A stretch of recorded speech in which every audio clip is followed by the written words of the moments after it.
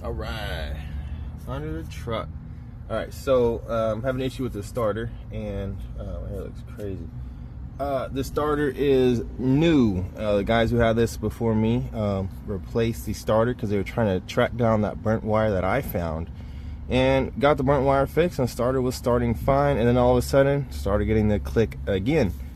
I traced a few things because I didn't want to have to come back to the starter I was just replacing and understand that it was still bad. So I traced some batteries, issue, ground, I did some drop tests, etc., but we won't go over all that. This is about replacing the starter. The starter is clicking when I'm trying to turn the vehicle.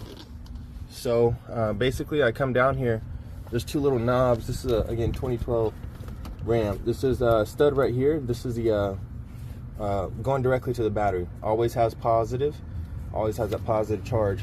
The casing on this always has a negative charge. So first thing first, I wanted to just put my multimeter on those, make sure it had the 12 volts coming from the battery when the key was off, make sure it had the 12 volts when the key was coming on. There was no voltage drop, nothing going on with that. Next thing was this wire. This goes to the solenoid, basically, which tells the starter to turn.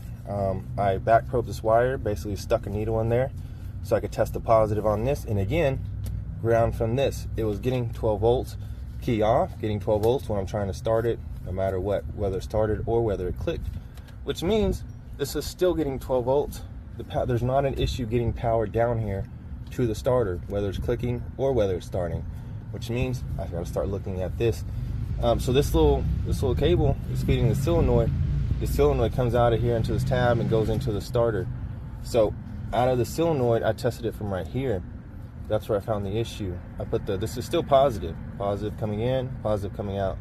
So I tested right here. Other lead was on still the ground side, and when it was clicking, no voltage. When it actually tried to start, voltage, which means power was still coming in here no matter what, clicking or starting. And it was only coming out of here when it actually started, which means the problem is indeed inside of here. There's nothing I can do about that. That's the assembly. This is a solenoid. They said you can't replace it, but you got to take the starter off anyways. Long story short, it's easier just to take the starter off.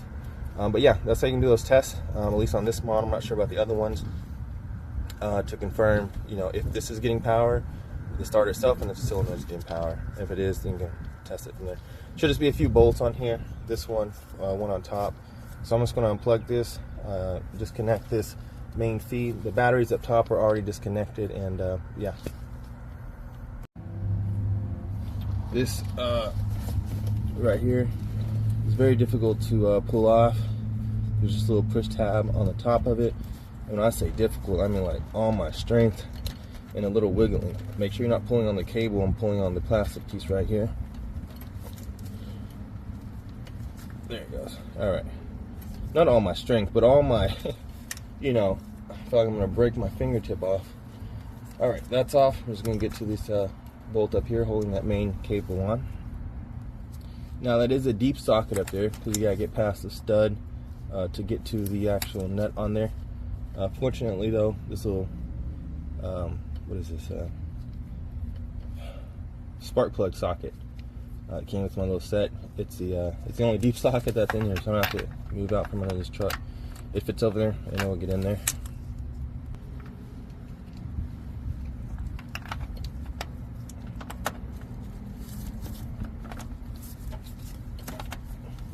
Oh, that was barely on there. What the hell?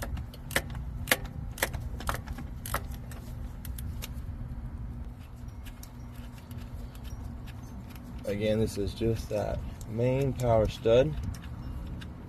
Make sure you catch this nut so it doesn't fall to the ground. Now, just so you know, for a future reference, if you're ever trying to take a part off and you can't see what's going on, you don't understand what's going on, go look at the replacement part. I can kind of assume what's going on here. There's a bolt here. There's a bolt behind this little bracket I'm going to have to take off. And there's one more up top. I only see 3.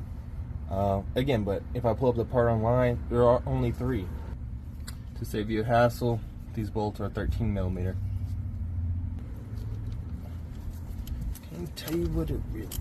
I can only tell you what it is. Damn, these things are loose too. I put approximately 2 newtons on that. No, I'm fucking with you.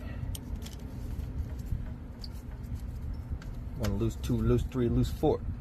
I'm gonna take this bracket off real quick. Don't know what I'm waiting for. And just to save you the time, these are 15 millimeters.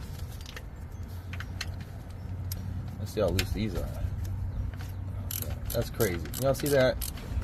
1.5 newtons. This gym must be paying off. Somebody's not doing their job. There's no way that's the spec. What are you talking about? Get that angle in there.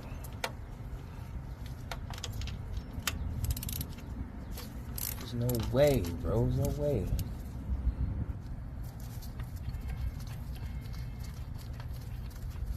Can't tell you what it really is. I can only tell you what it feels like. And right now it's just still pipe in my windpipe. I was watching this video. They're taking something apart as I am now. And he was like, what's that socket size? You know how I gave you guys the exact size? And somebody looked back and he was like, I can't tell you what it really is. I can only tell you what it feels like. Right now it's so tight in my... Because he couldn't see, because his hand was hella far in there. Alright. Now we get to the extra bolt right there. Alright, let's see how loose this one is. 13 mil. Can't tell you what you really. I just think about that every time. This is literally the only hard bolt. Not even hard.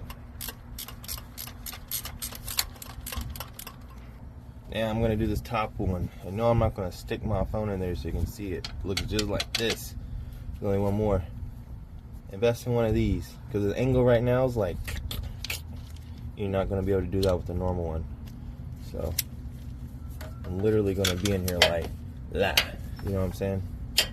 Get you one. All right, change of plans.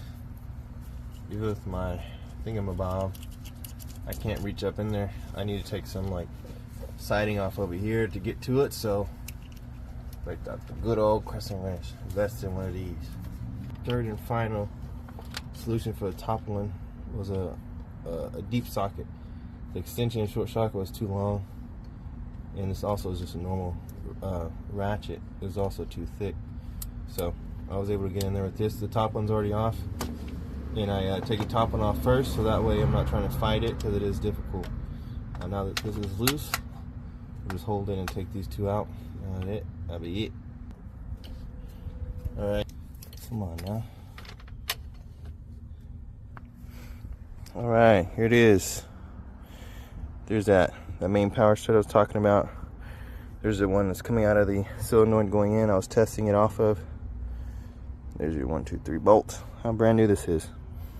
This just goes to show this was replaced less than a year ago. So, alright, here's a new one. I'm gonna go put it on.